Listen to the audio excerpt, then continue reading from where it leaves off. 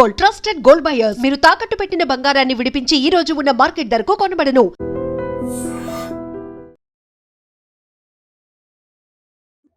Hello views, welcome to iDream media. చిన్న కుటుంబం కానీ పెద్ద కష్టం. ఇద్దరు పిల్లలు కూడా ఎస్ఎంఏ వ్యాధితో బాధపడుతున్నటువంటి ఇద్దరు చిన్నారులు మనం చూడొచ్చు. శివ సహస్ర, అదేవిధంగా మహావీర్. రీసెంట్గా మన ఒక పునర్విక అనే కిట్ గురించి కూడా చూసాం. చాలా మంది దాతలు ఆర్థిక సహాయాన్ని అందించి కష్టంలో మా అందరం కూడా నీకు తోడున్నామంటూ కొన్ని లక్షల చేతులు ఆమెకి సహాయం చేయడానికి ముందుకు వచ్చారు. సో అలాంటి పరిస్థితి ఈ ఇద్దరు చిన్నారులతో కూడా ఏంటంటే 16 కోట్ల రూపాయల ఇంజెక్షన్ ఒక్కొక్కరికి, అంటే ఇద్దరు పిల్లలకి దాదాపు 32 కోట్ల రూపాయల ఇంజెక్షన్స్ ఇస్తే గానీ వీళ్ళిద్దరు ప్రాణాలు కూడా నిలవని పరిస్థితి. సో పేరెంట్స్ ఇద్దరు కూడా ఫైనాన్షియల్గా చాలా డల్ పరిస్థితి. వీరి ప్రదేశం ఏంటంటే, వీరు ఎక్కడి నుండి వచ్చారంటే మంచిర్యాల డిస్ట్రిక్ట్ నుండి వచ్చారు, బెల్లంపల్లి ప్రాంతం నుండి. ఇక్కడ విజయనగరం ఎస్కోట వరకు వచ్చారంటే ఏ దాత అయినా స్పందిస్తారేమో, ఏ దాత ఎవరు ఒక్క రూపాయి సహాయం చేసినా మా పిల్లలకి జీవం పోసే విధంగా ఉపయోగపడుతుంది అంటూ వేడుకుంటున్న పరిస్థితి అయితే కనిపిస్తూ ఉంది. సో ఒకసారి మాట్లాడదాం ఆ పేరెంట్స్తోని. సార్ నమస్తే అండి. నమస్తే అమ్మా. అసలు ఎక్కడ మంచిర్యాల డిస్ట్రిక్ట్, ఇక్కడ అంటే ఆంధ్రప్రదేశ్ విజయనగరం ఎస్కోట, ఇంతవరకు ఇద్దరు పిల్లలు కూడా నేను గమనిస్తున్నాను, పిల్లలు కాసేపు కూడా కుదురుగా నించోలేకపోతున్నారు, చాలా టైర్డ్ ఫీల్ అవుతున్నారు. అంటే మీది ఆర్థికంగా చాలా డల్ పరిస్థితి ఇది, కానీ వచ్చిన కష్టం మాత్రం కోట్లలో. మనం కనీసం ఒక కోటికి ఎన్ని సున్నాలు ఉంటాయి కూడా మన లైఫ్లో ఎప్పుడు అంత సంపాదించలేమేమో, కానీ అన్ని కోట్ల రూపాయలు ఇంజెక్షన్ ఇస్తే గానీ వీళ్ళిద్దరు ప్రాణాలు నిలబవంటే సార్ ఆ కష్టాన్ని ఎలా తట్టుకుంటున్నారో మీకు నిజంగా చేతులకు నమస్కరించవచ్చు. మ్యామ్ అసలు ఇక్కడికి ఎందుకు వచ్చారు, అంటే ఎవరైనా హెల్ప్ చేస్తానని మీకు భరోసా ఇచ్చారా? అంటే ఎవరు హెల్ప్ చేయట్లేదు, అంటే ప్రజలు మాత్రమే హెల్ప్ చేసి ఇప్పటి వరకు. మామూలు మనుషులు ఇట్లా మన తీరు ఉన్న వాళ్ళే హెల్ప్ చేస్తారు, కానీ ఏ న్యాయపడైనా అంటే ఎవ్వరు, అంటే గవర్నమెంట్ కానీ ఎవరైతే ఇప్పటి వరకు మనకు సపోర్ట్ అయితే చేయలేదు. ఇప్పటి వరకు అయితే మా పిల్లల్ని పట్టుకుని 2021 నుంచి అయితే బాధపడుతున్నాం మేము. అంతటా వెళ్తున్నాం వస్తున్నాం ఎవరైనా ఇంత అంటున్నారు, కానీ ప్రతి ఒక్కరు ఒక్కొక్క రూపాయి వేసి పిల్లల్ని కాపాడదామని అయితే ఎవరు ముందుకు వస్తలేరు అక్క. ఆ విషయంలో అయితే బాగా బాధ. నా ముందు నా పిల్ల నిలుచుంటే కూర్చుంటే లేవలేదు. ఆ బాధ ఏందో మామూలుగా ప్రతి ఒక్క తల్లికి అర్థమవుతుంది. మామూలుగా ఒక జ్వరం వచ్చిన మనిషి ఇంట్లో కూర్చుంటే ఎట్లా ఏ విధమైన బాధ ఉంటుందో అర్థమవుతుంది, మనం లేకపోతే ఒక రోజు తినకపోతే. అలాంటిది నా పిల్లని పట్టుకుని రోజు నా బిడ్డకి ఏంది ఇట్లా వచ్చింది, ఏంది బాధ అనే బాధ చాలా అంటే చెప్పలేము. అంటే ఒక్క బిడ్డ అంటే ఎంతమంది పిల్లలున్నా ఆ తల్లికి ఆ బిడ్డలే ఇంకా సర్వస్వం. ఒక్కరితోనే కష్టం. ఒక చిన్న జ్వరం వస్తే పిల్లల్ని అంటే వాళ్ళని అప్పుడు మనం సాకడం చాలా కష్టంగా ఫీల్ అవుతుంటాం. ఇంట్లో పని ఒక పక్క, ఫైనాన్షియల్గా ఒక పక్క, అదేవిధంగా అన్ని. అలాంటిది ఇద్దరు పిల్లలు కూడా ఒకేలాగా హెల్త్ ఇష్యూ ఒకే టైప్లో ఫేస్ చేస్తున్నారు. అసలు ఎలా మేనేజ్ చేస్తున్నారు ఇద్దరు పేరెంట్స్? ఆయన బయటికి వెళ్ళి ఆయన ఏం చేస్తారమ్మా? వర్క్ చేస్తాడు, తన ఇంట్లో ఉండడు. దాకా నేనే చూసుకోవడం. తను మార్నింగ్ లేసి వెళ్తే నైట్ వరకు ఆఫీస్ లో ఉంటాడు. ఇద్దరిని నాతో అయితే లేదు. ఇక అమ్మ వాళ్ళ ఇంటికి వెళ్ళాను, అమ్మ సపోర్ట్ తీసుకుంటున్నా. అంటే ఇద్దరితో నాతో అయితే తినబెట్టడం, పడుకోబెట్టడం, మామూలు 1 గంట సేపు స్కూల్లో కూర్చోబెట్టి తీసుకురావడం, ఒక మనిషి వీళ్ళకున్న ఇంట్లో పనులకు. స్కూల్ కి వెళ్తారా వీళ్ళిద్దరు? 1 గంట సేపు వెళ్తారు అక్క, కూర్చోబెట్టి 1 గంట తర్వాత మళ్ళీ తీసుకొని వస్తారు ఇద్దరిని. ఎస్ఎంఏ వ్యాధి అసలు నిజంగా పేరు వినడానికి కూడా ఇప్పుడు భయం వేస్తుంది. ఎందుకంటే నార్మల్గా వచ్చే ఫీవర్స్కి హాస్పిటల్కి వెళ్తేనే లక్షలు వదిలేస్తున్నాయి. ఇంకా తిరిగి ఇంటికి క్షేమంగా వచ్చేంత వరకు భయం వేస్తుంది. మనం జ్వరం అనుకొని వెళ్తే అక్కడ ఇంకేది డయాగ్నోసిస్ అవుతుందో, ఇంకే డిసీజ్ బయటపడుతుందో అనేసి అని. అలాంటిది ఎస్ఎంఏ వ్యాధి అసలు పిల్లలిద్దరికి కూడా ఒకేలా వచ్చింది. వీళ్ళిద్దరికి అసలు ఎలా ట్రేస్ అవుట్ అయింది? అసలు పాప మాత్రం ఫస్ట్ బాగానే ఉండే, 3 సంవత్సరాల వరకు బాగానే ఉండే. బాబు పుట్టిన తర్వాత పాప ఏంటంటే కింద కూర్చొని లేవడము చేయడం అట్లా చేసింది. ఏందా ఇట్లా కూర్చుంటే నన్ను లోకల్ డాక్టర్ హాస్పిటల్కి వెళ్తే పాలు ఎగ్గు పెట్టండి అన్నారు. తర్వాత ఏమన్నారు, లేదమ్మా పాపది కొంచెం వేరేలాగా అనిపిస్తుంది, మీరు ఎక్కడ తిరగకండి అమ్మ, ఎక్కడికి వెళ్ళినా చాలా డైరెక్ట్ నిమ్స్కి వెళ్ళండి అన్నారు. పాపను పట్టుకుని నిమ్స్కి వెళ్ళండి. టెస్ట్ రానికి 9 నెలల టైం పట్టింది, నెలకు ఒక టెస్ట్ అట్లా ఇట్లా. తర్వాత పాప డెసిషన్ బయటపడంగానే బాబు ఎక్కించింది. ఉమ్, అంటే బాబు కూడా మంచిగా పుట్టింది కానీ ఇప్పుడు పాప కూడా బాగానే పుట్టింది కదా, ఎట్లుంటాడో తెలియదు కానీ యా. బాబు టెస్ట్ చేస్తే బాబు కూడా సేమ్ ప్రాబ్లం అని బయటపడ్డది. అప్పుడైతే ఇక చూడాలి అసలు ఈ ఆలోచన తట్టుకోలేము. ఇక దేవుడు ఇచ్చిన ఇద్దరు పిల్లలకు ఇద్దరికి ఇంత ఘోరం చేసిండు ఏందా అని, నా కడుపున పుట్టినందుకే ఇట్లా అయిందా ఏంది అని అంటే బాధ కూడా ఎక్కువ నాకు. అమ్మా మరి ఫస్ట్ ఇది తెలియగానే తట్టుకోవడం యాజ్ ఏ మదర్గా పేరెంట్స్గా చాలా కష్టం. ఎందుకంటే 1 లక్ష 2 లక్షలు 5 లక్షలు 10 లక్షలు అంటే కొన్ని ఒక సర్జరీ చేస్తూ లేదంటే ఇంకా వేరే విధంగా అన్ని కోట్లు ఇద్దరికి కూడా వెచ్చించాలంటే అసలు మీరు వెంటనే ఆ విని మాట ఎలా తట్టుకోగలిగారు? అసలు తట్టుకోలేకపోయినాం. ఇక చెప్పలేము. ఇక అది అప్పుడున్న బాధ ఇక చెప్పలేము. ఇక ఉమ్, ఏంది మళ్ళీ ఈ ట్రీట్మెంటే లేదన్నారు. సరే అని అట్లా ట్రీట్మెంట్ లేదా, అయ్యో గిన్నిటికి మందులు కనిపెడతారు, ఇట్లా ట్రీట్మెంట్ వచ్చింది. వచ్చి కూడా లాభం ఏంటి? 16 కోట్లు. అసలు ఇంజక్షన్ వచ్చిన సంతోషం కూడా లేదు నాకు. ఆ నెంబర్ 16 కోట్లు అనేది వినేవరకు అసలు ఏంది 16 కోట్ల.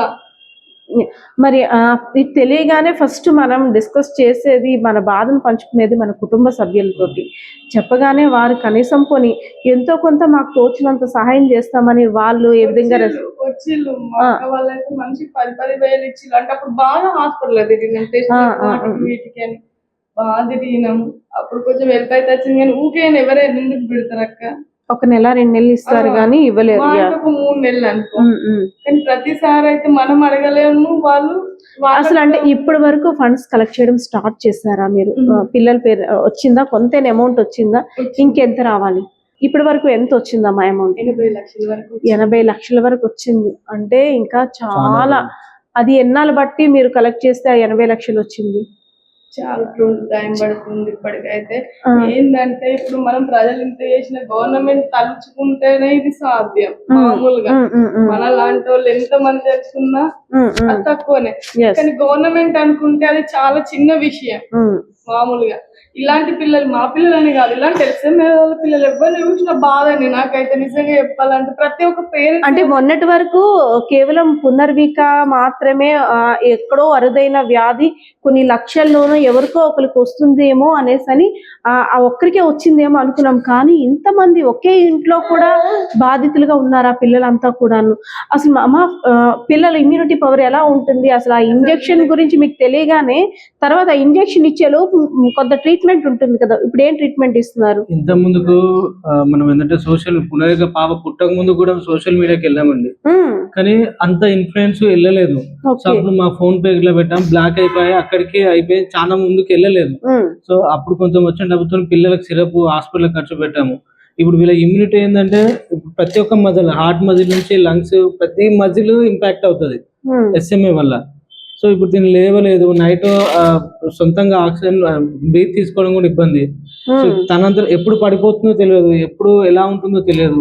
సో ప్రతి చిన్న విషయానికి హాస్పిటల్కి వెళ్ళడం రావడం ఇదే అవుతుంది. బాబు పరిస్థితి కూడా అంతేనా? ఇప్పుడు బాబు పరిస్థితి కూడా అంతే. 3 సంవత్సరాల వరకు పాప ఎలా ఉందో బాబు కూడా సేమ్ కొంచెం యాక్టివ్ ఉన్నాడు.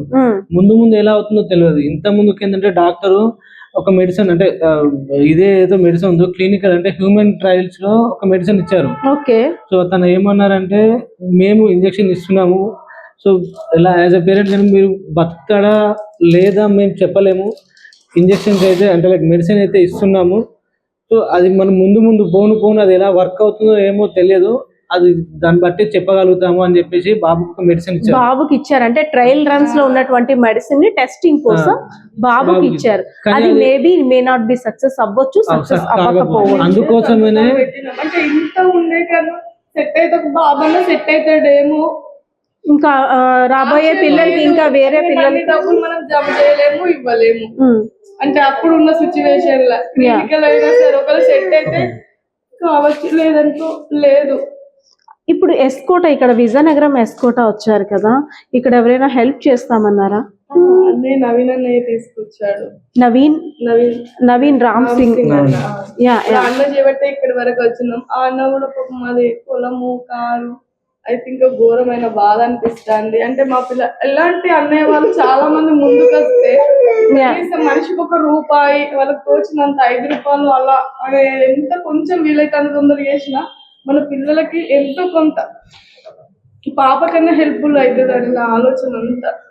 రేపు ఆడపిల్ల ఇంకెట్లుంటుందో ఏమో. డాక్టర్లు అయితే వీల్ చైర్ అని చెప్పారు. ఇంకో 2 సంవత్సరాలు అయితే కొన్ని రోజులు అంటే ఇంత టైం ఉంటుందా? ఇన్ని ఇయర్స్ లోపే చెయ్యాలి, తర్వాత పెరుగుతూ ఉంటే లోపల బాడీ అనేది. ఇంత ముందుకు ఏంటంటే 2 సంవత్సరాల వరకు ఇంజక్షన్ అన్నాను మేడం. సో ఇప్పుడు ఏంటంటే కొత్తగా మళ్ళీ వచ్చింది 2 సంవత్సరాల నుంచి 18 వయసులో ఉన్న వాళ్ళకు కూడా వేయొచ్చు అన్నారు. కాకపోతే దాని మెడిసిన్ రేట్ లో కొంచెం హెచ్చు తగ్గులు ఉంటాయని చెప్పేసి అన్నారు. సో పాప ఇప్పుడు 7 సంవత్సరాలు.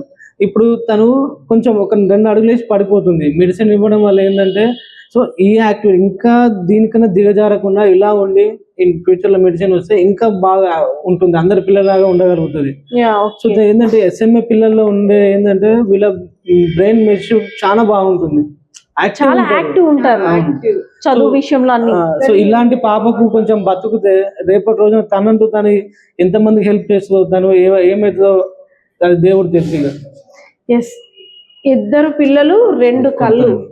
తల్లిదండ్రుల తాపత్రయం ఏంటంటే కనీసం ఒక బిడ్డను బ్రతికించుకుంటే ఇంకో బిడ్డకి ట్రైలర్స్ కోసం మెడిసిన్ ఇచ్చారు, బ్రతికితే ఆ బిడ్డ బ్రతుకుతాడు. లేదు అంటే ఇంకా దేవుని దయ, ఇంకా మా నోటంటే ఆ మాట కూడా చెప్పలేము. అదేవిధంగా ఇక్కడ నవీన్ రామ్ సింగ్ అనే ఒక యూట్యూబర్ హెల్ప్ చేస్తానని కాస్త భరోసా ఇవ్వడంతో తెలంగాణ దగ్గర మంచిర్యాల నుండి ఇక్కడికి వచ్చారు. అంటే పిల్లలకి ఎవరైనా హెల్ప్ చేస్తాము అని ఒక కాల్ చేస్తే చాలు, వాళ్ళ దగ్గరికి వెళ్ళి 2 చేతులు జోడించి పిల్లలతోని ప్రాధాయపడుతున్నారు 2 తల్లిదండ్రులు కూడా. అంటే ఈ 2 కళ్ళల్లోని నీకు ఏ కన్ను కావాలంటే మనం సెలెక్ట్ చేసుకోవడం ఎంత కష్టమో, 2 పిల్లల్లో కూడా ఆ సేమ్ అదే వ్యాధి ఉంది, SMA వ్యాధి ఉంది. 2 పిల్లల్లో ఒకరికి ట్రీట్మెంట్ చేయిస్తామంటే యాజ్ అ పేరెంట్స్ గా వాళ్ళు ఎవరికి సజెస్ట్ చేస్తారు చెప్పండి? ఈ పాపకా లేదంటే బాబుకా, ఎటు తేల్చుకుంటారు? సో అయోమయ పరిస్థితి. అదేవిధంగా ఈ కుటుంబంని నిజంగా ఈ విషాదాంతం అంతా కూడా ఇటుకు చెందకుండా చేసేస్తుంది. ఇటు పిల్లల్ని పట్టుకొని 2 పిల్లలు కూడా ఒక గంటలోనే అటు ఇటు అయిపోతున్నారు. అసలు ఓపిక లేనట్టుగా తెలవాలు చేసి చాలా నీరసించిపోతున్నారు. ఒక పేరెంట్ ఒకరు పట్టుకుంటే ఇంకో పేరెంట్ ఇంకొకరు పట్టుకుంటున్నారు. ఇలా ఉండే పిల్లల్ని వదిలేసి ఆయన కూడా వర్క్ చేయడానికి వెళ్ళడానికి అవకాశం మాక్సిమం ఉండదు. ఒకవేళ వెళ్ళినా సరే ఇంటి దగ్గర పిల్లల పరిస్థితి ఏంటి, వారికి ఇవ్వాల్సిన మెడిసిన్ ఇంకా రోజు రోజుకి ఇంకా ఎక్కువ అవుతుంది తప్పితే ఇంకా తగ్గటం లేదు. సో ఎవరైనా దాతలు స్పందించండి, నా 2 పిల్లల్ని చూసి కనీసం కనికరించండి, ఒక్కరికైనా జీవం పోయండి, మిగిలింది దేవుడి మీద నేను భారం వేసుకుంటాను అంటూ 2 పిల్లల కోసం కూడా ఆలోచించండి. అదే ప్రభుత్వాలు, ప్రజాప్రతినిధులు అందరూ కూడా మా బిడ్డలు యందు దయించండి అనేసి అయితే వేడుకుంటున్న పరిస్థితి 2 పేరెంట్స్ లో కూడా కనిపిస్తుంది. సో ముఖ్యంగా అక్కడ తెలంగాణ నుండి ఇక్కడికి రావడానికి గల ముఖ్య కారణం ఏంటంటే నవీన్ రామ్ సింగ్ అనే ఒక యూట్యూబర్ ఈ పిల్లల యొక్క దీన గాథని చూసిన తర్వాత ఎవరికైనా నా వంతు సహాయాన్ని ఎలా అందించాలని ఆలోచించి తనకున్న కొంత ఆస్తిని అమ్మేసి ఈ పిల్లలకి అంటే మెడిసిన్ కోసం, ఈ పిల్లల ట్రీట్మెంట్ కోసం ఇవ్వడానికి పిలిచినట్టు అయితే మాత్రం ఆ పేరెంట్స్ కూడా చెప్తున్న పరిస్థితి కనిపిస్తా ఉంది. సో అమ్మ అంటే మీ 2 బాధ ఎవరు తీర్చలేనిది అని మాత్రం అనుకోకూడదు. ఎందుకంటే అప్పటికన్నా ఇప్పుడు రోజులు చాలా మారాయి, సహాయం చేయడానికి చాలా మంది కూడా ఉన్నారు. మనం రీసెంట్ గా చూస్తాం పునర్విక పాప కోసం ఎన్ని లక్షల చేతులు వచ్చాయో, అందరం మేమున్నామంటూ ప్రతి ఏరియాలో ప్రతి అడుగులో అందరూ ఏకమై ఆ పాప ప్రాణాలను నిలబెట్టడానికి జగమంత కుటుంబంలో అయిపోయింది. సో అలాంటిది ఏ ఇంట్లో కష్టం వచ్చినా ఇంకా మానవతా దృక్పథం మిగిలే ఉన్నాయని అయితే మాత్రం మనకి సోషల్ మీడియా వేదికగా ప్రూవ్ అయింది. అదేవిధంగా ప్రభుత్వం తరపు నుండి కూడా సహాయం చేయడానికి చాలా మంది ముందుకు వచ్చారు. సో మీరు ఎవరినైనా వేడుకోనంటే ఏం వేడుకుంటారు? పునర్విక పాప కోసము అందరు జనాలు ముందుకు వచ్చారు కాబట్టి మళ్ళీ ప్రయత్నంగా మేము మా పాపను కాపాడుకోవడానికి మేము ముందుకు వచ్చామండి. మీడియా తరపు నుంచి, సోషల్ మీడియా తరపు. దయచేసి అందరూ మా పాపను బతికించాలని కోరుకుంటున్నామండి. Thank you. ఎస్, చిరునవ్వులు చింతిస్తున్నటువంటి చిన్నారి పిల్లలు. బాబు కాస్త అంటే కూర్చోలేరు, వీళ్ళు ఎక్కువసేపు కూర్చోలేకపోవడం వల్ల బాబు లోపలికి వెళ్ళిపోయాడు. 2 పేరెంట్స్ వల్ల కూడా కూర్చోడానికి మెయిన్ ఇబ్బంది పడుతున్నారు. నేను చాలాసేపు గమనిస్తున్నాను. అటువంటిది మన దగ్గర ఒక గంట కూర్చోడానికే వీళ్ళు ఇలా అయితే రోజంతా కూడా ఆ పేరెంట్స్ ఎలా భరిస్తారు? మెయిన్ వారికి శక్తి లేదు. నించోవాలి, ఆడుకోవాలి, నేను కూడా చదువుకోవాలని పిల్లలిద్దరికి ఉన్నప్పుడు కూడా దేవుడు దానికైతే మాత్రం శక్తిని ఇవ్వలేదని చెప్పుకోవచ్చు. సో ఎవ్వరు ఈ వీడియో చూసినా సరే మా పిల్లలు యందు దయించండి, మా పిల్లల ప్రాణాలని నిలబెట్టండి అంటూ కూడా ఇద్దరు తల్లిదండ్రులు ప్రాధేయపడుతూ వేడుకుంటున్న పరిస్థితి. ఒకసారి వాళ్ళ మాటలు వింటే నాకు ఇంకా ఏం మాట్లాడాలో కూడా తెలియట్లేదు. ఎందుకంటే ఇద్దరు పిల్లలు చేతిలో చక్కగా బంగారు బొమ్మల్లా ఉన్నారు. అమ్మాయి అబ్బాయి అంటే ఇంట్లో ఆ సందడికి ఇంకా ఆ వాతావరణం వేరు. ఆడపిల్ల ముచ్చట ఉంటుంది, మగపిల్లడ ముచ్చట కూడా ఉంటుంది. అలాంటిది ఎంత తీరని దుఃఖం అంటే రోజు రోజుకి ఆరోగ్యం క్షీణిస్తుంది. చేతిలోనే పిల్లలిద్దరు ప్రాణాలు కూడా పోయే పరిస్థితి వచ్చేస్తుంది. ఒకరు పోయినా ఒకరు ఉంటారు అనుకునే పరిస్థితి కూడా ఇంకా లేదు మా చేతుల్లో అనేటట్టు ఒకసారి ఆ తల్లిదండ్రులు దీనగాథ కూడా మీరు వినండి. ఎవరైనా దాతలు స్పందించి వారికి కాస్త సహాయాన్ని అందిస్తే ఇలాంటి బిడ్డల్ని మనం ఆదుకునే, ఎందుకంటే ఇలాంటి బిడ్డలు ఎంత అనారోగ్య పరిస్థితిని ఎదుర్కొంటున్నారో వీళ్ళు కాస్త పెద్దయి ఒక మంచి పౌరులుగా ఉండి మంచి చదువుకొని ఇలాంటి వ్యాధికి ఎవరైనా ఇలాంటి వ్యాధి బారిన పడితే వారికి ఇంకా మరికంత మెరుగైన చికిత్స అందించడానికి వీళ్ళ వంతు ప్రయత్నం కూడా చేసే అవకాశాలు ఉంటాయి. కాబట్టి ఎందుకంటే ఈ ప్రాబ్లమ్స్ అన్ని ఫేస్ చేసి వచ్చిన కుటుంబాల బాధ అయితే మాత్రం ఇలా ఉంటుంది. మా పిల్లలకి అయినట్టు మా పిల్లలు కానీ బ్రతికితే ఇంకో మరికొంతమంది పిల్లలకి ఇలాంటి బాధ రాకుండా చూసుకునేటట్టు చదివించి వాళ్ళు మంచి ఉన్నత స్థాయికి తీసుకొస్తామంటూ కూడా పేరెంట్స్ అయితే మాత్రం కలలు కంటున్న పరిస్థితి. సో ఎవరైనా సరే దాతలు స్పందిస్తే మాత్రం ప్లీజ్ హెల్ప్ చేయండి. ఇద్దరు పిల్లల ప్రాణాలు కూడా నిలబెట్టే బాధ్యత మీ చేతుల్లో ఉంది. పిల్లలు ఇద్దరు యొక్క పేరెంట్స్ ఎమోషన్ అలా ఉంటే, వారి పరిస్థితి ఆ విధంగా ఉంటే, ఎవరైతే శివ్ సహస్ర అదేవిధంగా మహావీర్ ఇద్దరు కూడా ఎస్ఎంఏ వ్యాధితో బాధపడుతున్నారని చెప్పాను కదా. ఈ విషయం తెలియగానే అమ్మ కన్నా ఎక్కువగా బాధ అమ్మమ్మకి.